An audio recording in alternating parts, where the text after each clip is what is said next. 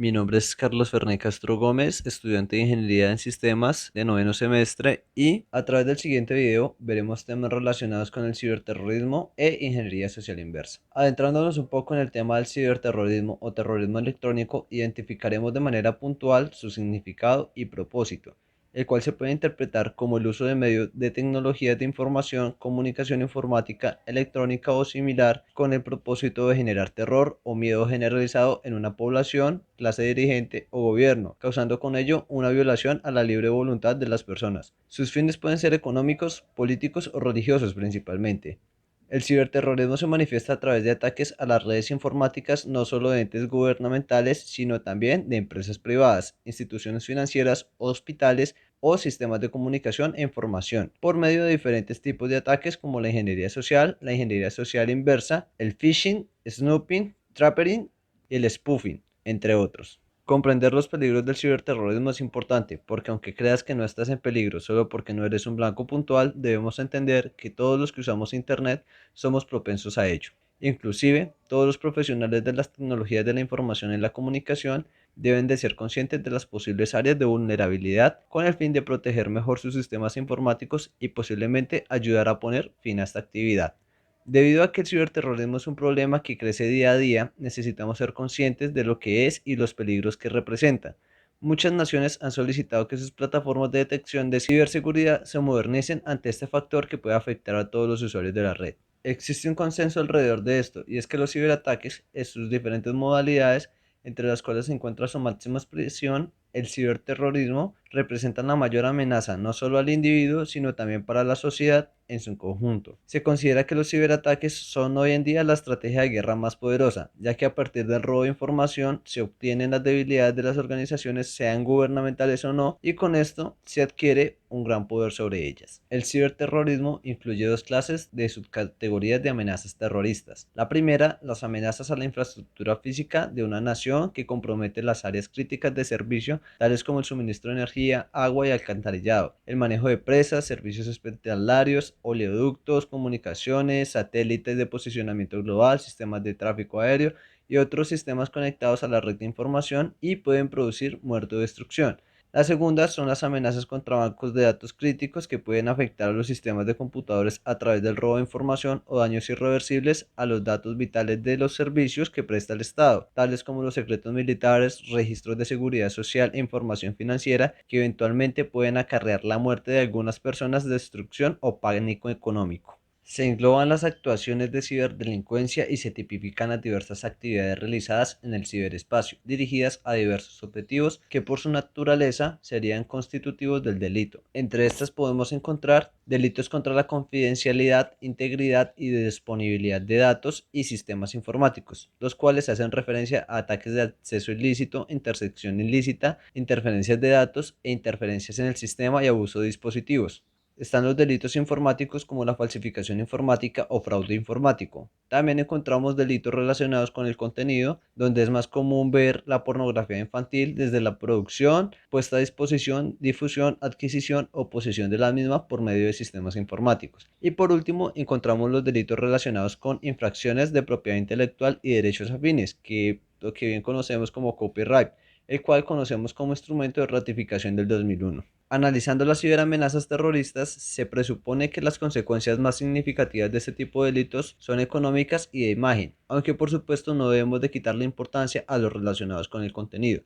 Los ataques que son cada vez más sofisticados y afectan redes informáticas que en teoría disponen de niveles de seguridad extremos, es entonces cuando en este análisis de las implicaciones de los ciberataques, el factor económico aparece con un elemento que es definido como inteligencia económica como conjunto de acciones coordinadas de investigación, tratamiento y distribución de la información para la toma de decisiones en el orden económico. Estas acciones se focalizan en el ámbito de economía nacional y también a menor nivel en pequeños sectores empresariales, dada la globalización de los mercados que pone también en riesgo las compañías menores. En el mismo orden de ideas aparece otro fenómeno delictivo llamado el ciberespionaje, que afecta de manera obvia a la seguridad de la información. Tiene amplia incidencia en el sector económico, debido a que las grandes empresas multinacionales sufren igualmente del acoso de espías electrónicas, en busca de información sobre nuevos proyectos de desarrollo en un entorno altamente globalizado y competitivo.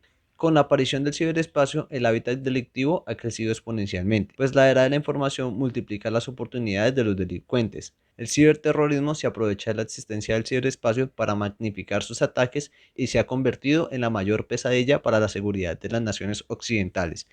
Tiene unas características tan amplias y destructivas que exige una respuesta inmediata, contundente, unida, continuada e incansable por parte de las naciones. Son tantas las amenazas y pueden venir de cualquier lugar del mundo, es por esto que los estados tienden a responder de una manera muy rápida y precisa, puesto que de no hacerlo, los daños humanos, sociales y económicos podrían ser irreparables. Cuando hablamos del ciberterrorismo, lo hacemos en sentido amplio y hablamos tanto de las acciones terroristas perpetradas a través de Internet como de todas aquellas gestiones o actuaciones que realizadas en este medio sirven de puente para poder llegar a realizar acciones terroristas de todo tipo e índole.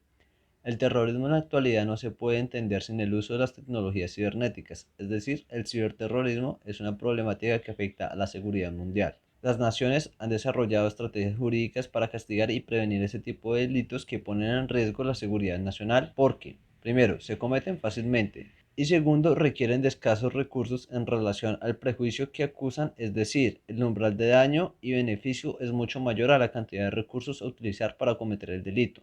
Y por último, se pueden cometer en una jurisdicción sin estar físicamente presente en el territorio sometido a la misma. Es decir, se puede cometer un delito terrorista o un ciberdelito incitado al terrorismo de un país a otro sin necesidad de estar directamente en esa jurisdicción. Esto nos lleva a entender la emergente y creciente necesidad que existe de generar estrategias que van encaminadas a la compenetración de cuerpos de seguridad, cooperación y unidad de los esfuerzos gubernamentales para el tratamiento de este problema tan complejo, que afecta de manera directa a la seguridad nacional, social y económica. Por ejemplo, en Estados Unidos, desde 1996, se creó la Comisión de Protección de Infraestructura Crítica, un mandato del presidente Clinton. Las autoridades encontraron que la combinación de electricidad, comunicaciones y computadoras es necesaria para la supervivencia del país, por lo cual no puede ser amenazados por la guerra cibernética. Sin embargo, la pregunta que debemos hacernos es hasta qué punto los sectores públicos y privados son ignorantes de cuánto dependen sus vidas de las computadoras, así como de la vulnerabilidad de las mismas. Otro ejemplo es que en México el ciberterrorismo se ha vuelto importante en las agendas de las autoridades, por lo cual ya se tienen algunos protocolos de emergencia, pero al parecer no son suficientes si se comparan con otros realizados en países como Estados Unidos. Por ejemplo, la CIA creó su propio grupo,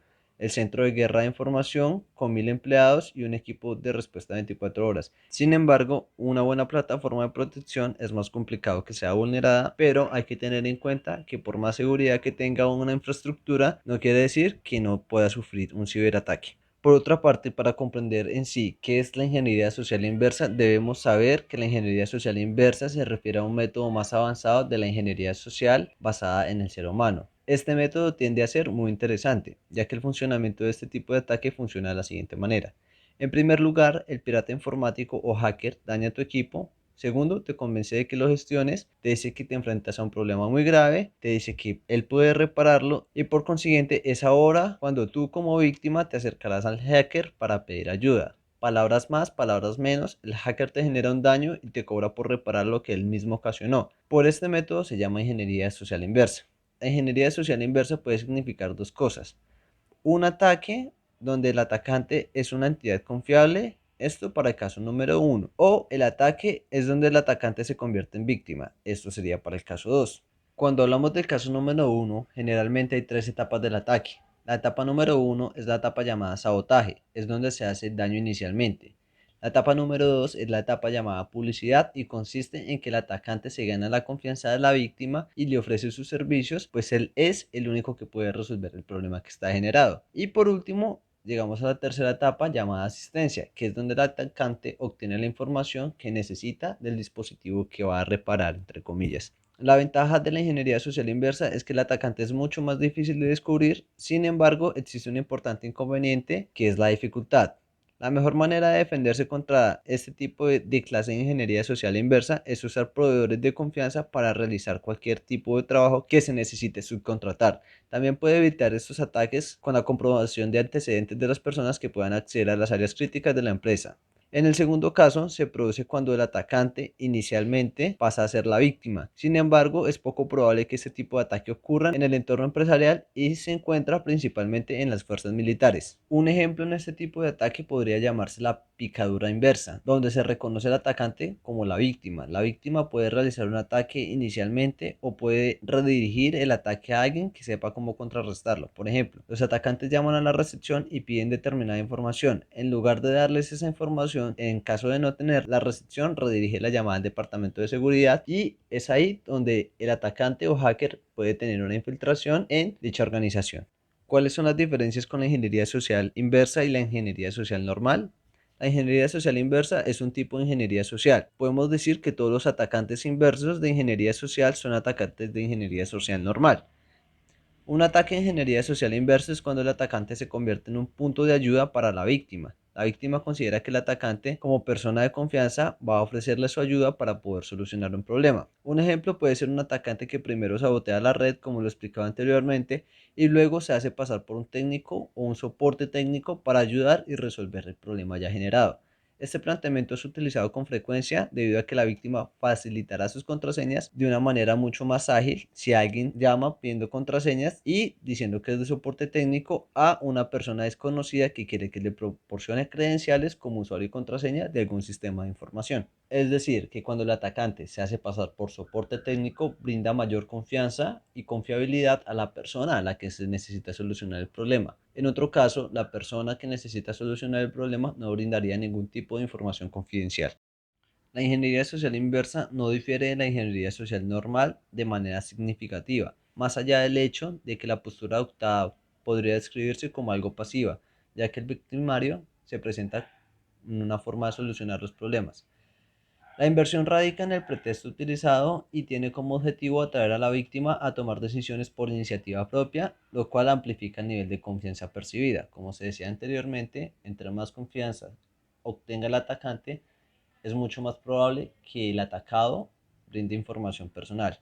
Otro ejemplo sería hacerse pasar por una figura de autoridad para establecer un contacto inicial y desencadenar ciertas acciones de seguimiento en lugar de que un atacante se acerque a las víctimas para hacer lo mismo.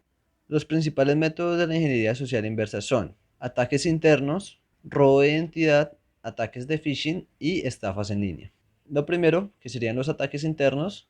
Supongamos que el hacker o el atacante no puede encontrar ninguna técnica para hackear, por lo tanto el mejor método alternativo es un ataque interno. ¿A qué nos referimos con ataque interno?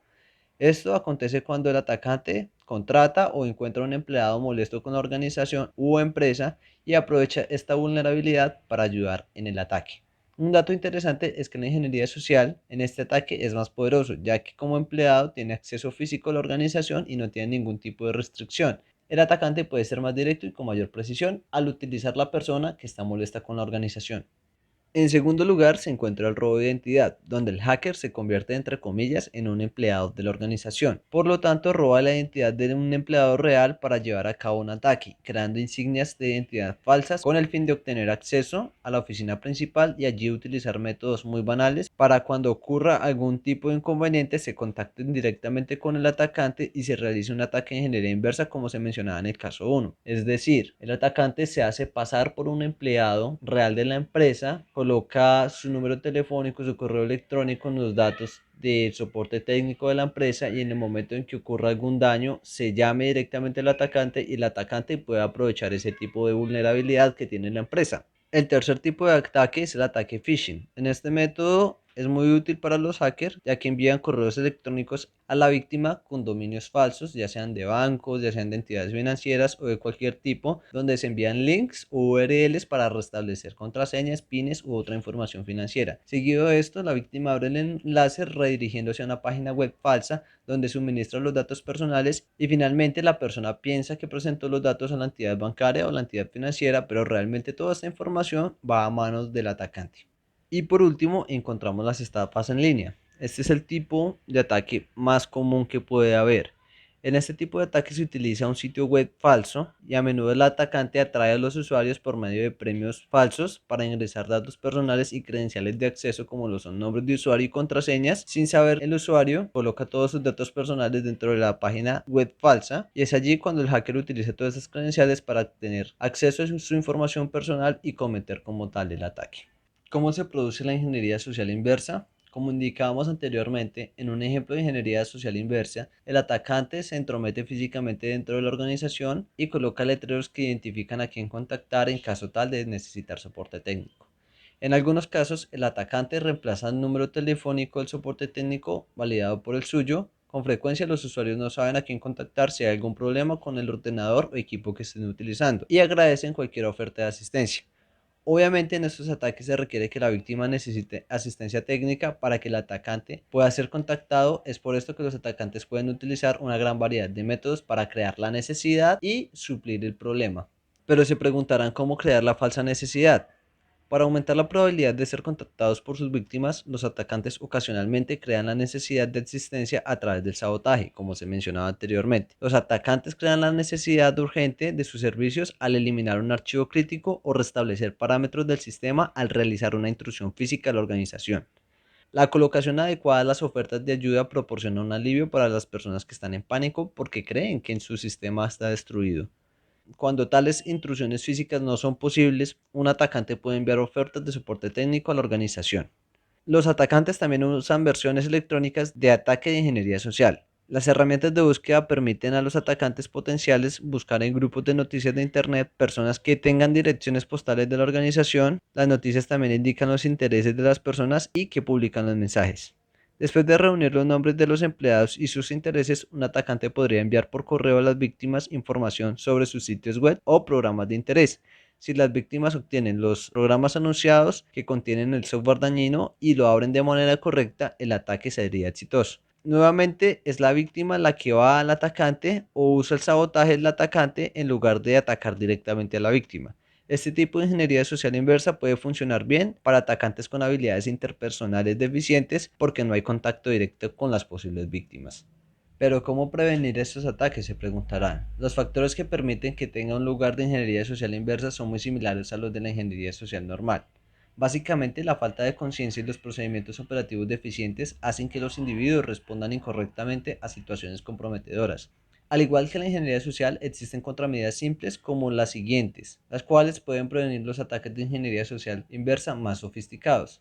Primero, identificar los analistas de soporte técnicos directamente de la organización. Si los usuarios saben a quién acudir para soporte técnico, probablemente no responderán a cartas o publicaciones anónimas. Los usuarios también alertarían a sus analistas de soporte si hubiese un problema inusual y un analista diligenciaría como tal un estado de alerta al posible ataque de ingeniería social inversa. Segundo, evitar que los empleados recuperen programas de foros electrónicos. Muchas empresas disponen de políticas que prohíben la utilización de discos externos en sus sistemas informáticos. Estas políticas son importantes, pero es necesario actualizarlas teniendo en cuenta los sistemas de telecomunicación mundial, como el Internet.